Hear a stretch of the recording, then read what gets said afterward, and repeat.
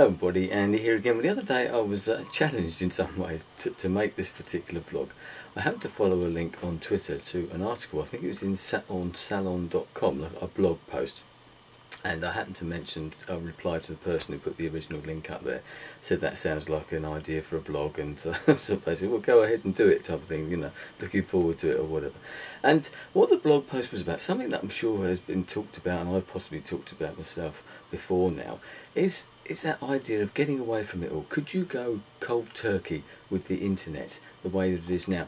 Now, this particular guy, this correspondent or whatever, was going away, but he was going away to like rural China from America, I believe.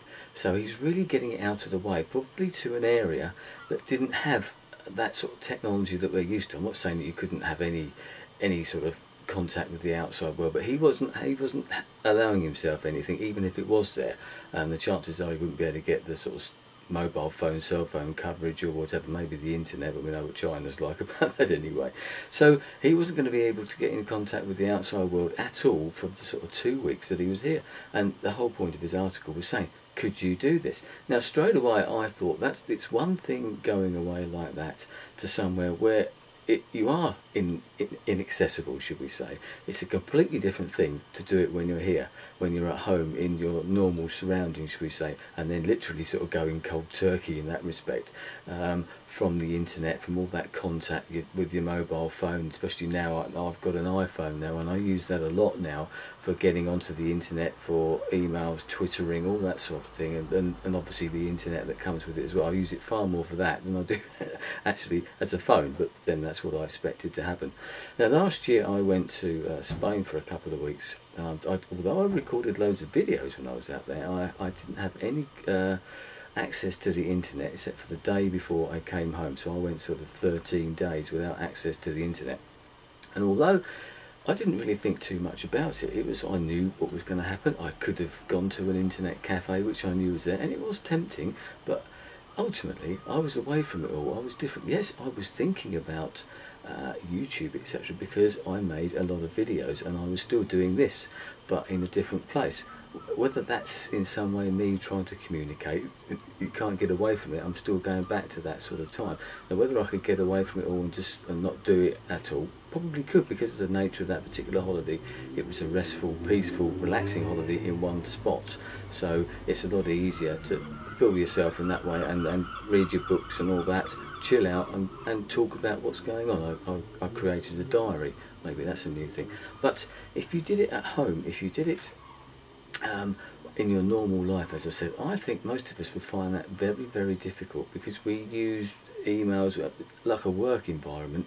Even if you didn't use it at home, you would use these things at work. We've got used to doing this type of thing now. Whether you want to try this, you know, do an experiment.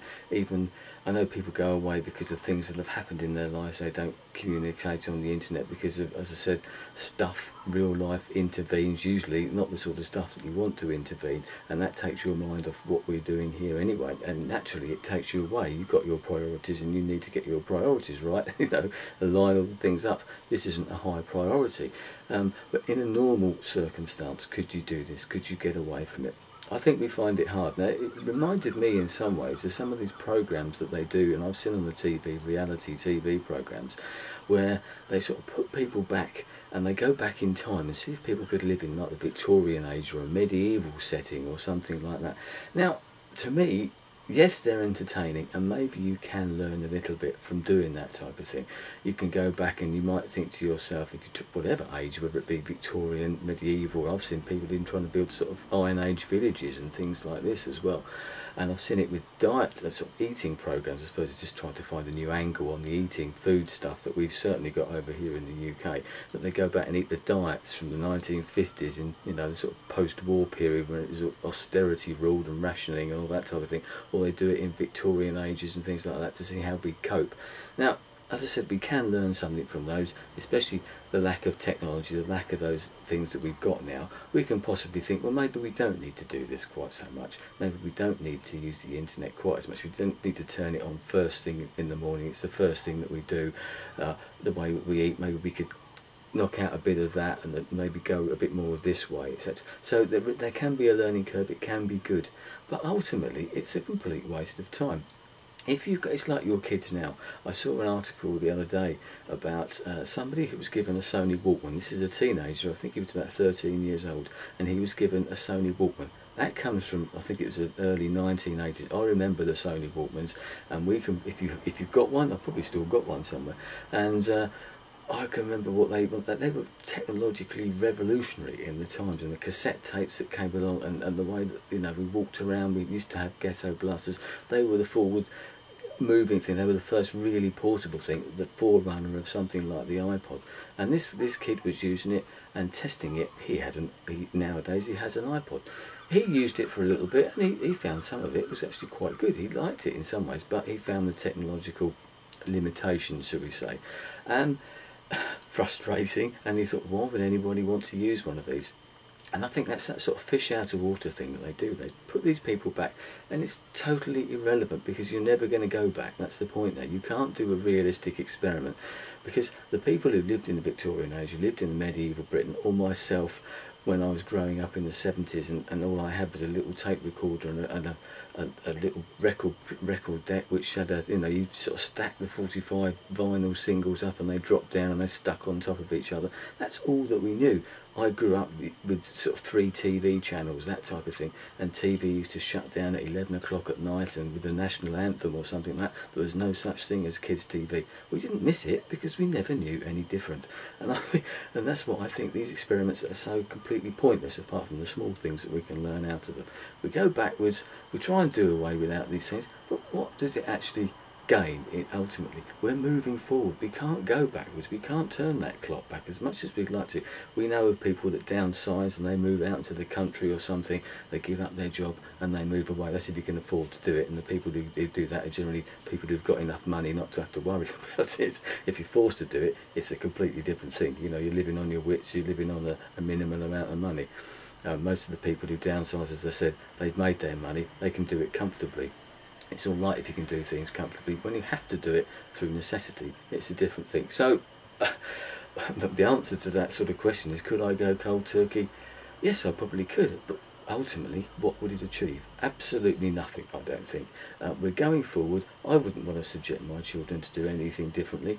They wouldn't want to live in a world that had 3 TV channels, or no children's TV, no mobile phones. We go back to a Walkman or vinyl records and that.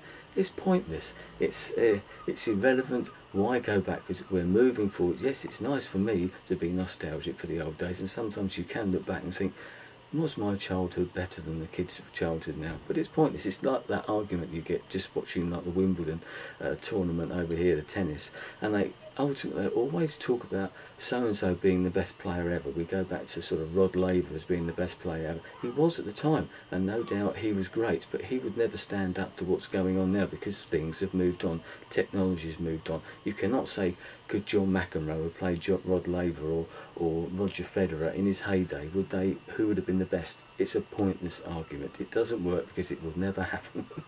So there you go. That's a slight rant, but I think it's a bit of a thought-provoking thing. Once again, as always, love to know your thoughts on this. Could you do it? Could you go cold turkey? I'm not sure that I want to. As I said, I don't see the point in it. I had that break last year, and it does do you good to get away from these things sometimes. It does do you good not to think about it. But we've changed our lives. My life has changed considerably. I did the tipping point video not long ago. My life has changed considerably in the last sort of three years since I've been on this channel. As I said before, the channel that opened it all up for me, and what's come since. We're still evolving. We're going onto new sites all the time, which is the reason that people aren't on YouTube so much now. We're moving forward. We're going a different way. Some of us can't stop talking, but others find another avenue to do, as I said before, to move their talents in a different way. So anyway, stop there. What do you reckon? Let me know. Can you go cold turkey? What do you reckon about my argument about it being a pointless experiment, and those fish out of water, going back in time things? Give us your opinion on those as well. Can we learn anything? Anyway, I will leave it there. Thanks for your time. I shall speak to you again soon. Goodbye.